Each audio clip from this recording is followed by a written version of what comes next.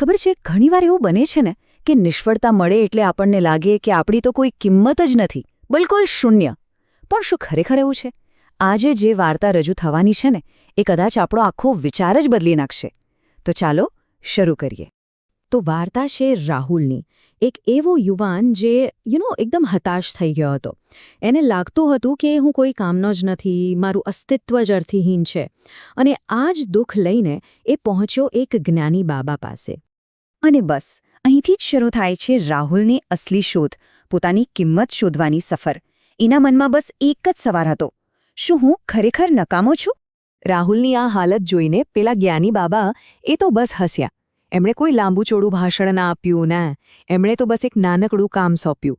એના હાથમાં એક ચમકતો લાલ પથ્થર મૂક્યો અને કહ્યું, આ તને તારી કિંમત શોધવામાં મદદ કરશે. પણ હા, એક શરત હતી. એકદમ સિમ્પલ, પણ બહુ જ જરૂરી. રાહુલે બસ એક જ નિયમ પાળવાનો હતો, અને આ જ નિયમ આખી વાર્તાનો આધાર બનવાનો હતો. તો બસ રાહુલ નીકળી પડ્યો, હાથમાં પેલો રહસ્યમય પથ્થર લઈને સીધો બજાર તરફ. એને ખુદને પણ ખબર નહોતી કે આ અજીબ કામ એને પોતાના વિશે શું શીખવાડશે. બજારમાં પહોંચતા જ એની પહેલી મુલાકાત થઈ એક શાકભાજી વેચવાવાળી બહેન સાથે. એમણે પથ્થર જોયો અને એમને શું લાગ્યું? અરે વાહ, આ તો મારા દીકરાને રમવા માટે મસ્ત છે. મતલબ એમની નજરમાં એની કિંમત બસ એક રમકડા જેટલી જ હતી. અને એમણે ઓફર કરી 200 રૂપિયા. રાહુલ તો આશ્ચર્યચકિત થઈ ગયો. એને તો આટલી પણ આશા નહોતી.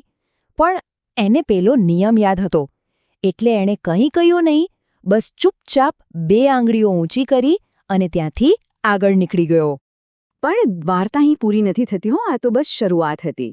હવે રાહુલની સફર એને એવા લોકો પાસે લઈ જવાની હતી જેમની નજર એકદમ પારખું હતી, જેઓ અસલી કિંમત જાણતા હતા. થોડો આગળ ગયો ત્યાં એક મ્યુઝિયમના માલિકની નજર સીધી પેલા પથ્થરની ચમક પર પડી. એ તરત સમજી ગયા કે ભાઈ, આ કોઈ જેવી તેવી વસ્તુ નથી. એમને લાગ્યું કે આ તો કોઈ જૂની, કિંમતી કલાકૃતિ જેવું છે. અને એમણે ઓફર મૂકી. કેટલી ખબર છે? પૂરા 20,000 રૂપિયા. સીધા 200માંથી 20,000.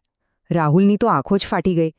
પણ એણે હિંમત રાખી, નિયમ યાદ કર્યો અને સફર ચાલુ રાખી. અને હવે રાહુલ પહોંચ્યો શહેરના સૌથી મોટા અને નામાંકિત ઝવેરીની દુકાને. આ એની સફરનો ક્લાઇમેક્સ હતો. હવે ખબર પડવાની હતી કે એક સાચો નિષ્ણાત આ પથ્થરની શું કિંમત આંકે છે. ઝવેરીએ જેવો પથ્થર હાથમાં લીધો, એમની આંખોમાં એક અલગ જ ચમક આવી ગઈ. એમણે તો પથ્થરને માથે ચડાવ્યો અને શું બોલ્યા ખબર છે? અરે, આ તો દુનિયાનો સૌથી દુર્લભ માણેક છે. આને ખરીદવા માટે તો હું મારી આખી દુકાન વેચી દઉં. અને પછી એમણે જે કિંમત કહી એ સાંભળીને રાહુલના તો હોશ જ ઉડી ગયા. 2 કરોડ રૂપિયા! 2 કરોડ! રાહુલના હાથ ધ્રુજવા લાગ્યા. એણે સપનામાં પણ નહોતું વિચાર્યું કે એના હાથમાં જે પથ્થર છે એની કિંમત આટલી બધી હશે. રાહુલ ત્યાંથી સીધો દોડ્યો પાછો પેલા જ્ઞાની બાબા પાસે. એ હાંફી રહ્યો હતો અને એનું મગજ ચક્રાવે ચડ્યું હતું. એને બસ એક જ વાત જાણવી હતી: આવડો મોટો ફરક કેમ? એક જ પથ્થરની આટલી બધી અલગ અલગ કિંમત કેમ? તો જુઓ, આ સફર કેટલી અદ્ભુત હતી. શાકભાજી માર્કેટમાં એ જ પથ્થરના 200 રૂપિયા, મ્યુઝિયમમાં એના 20,000 રૂપિયા, અને ઝવેરીની દુકાને સીધા 2 કરોડ.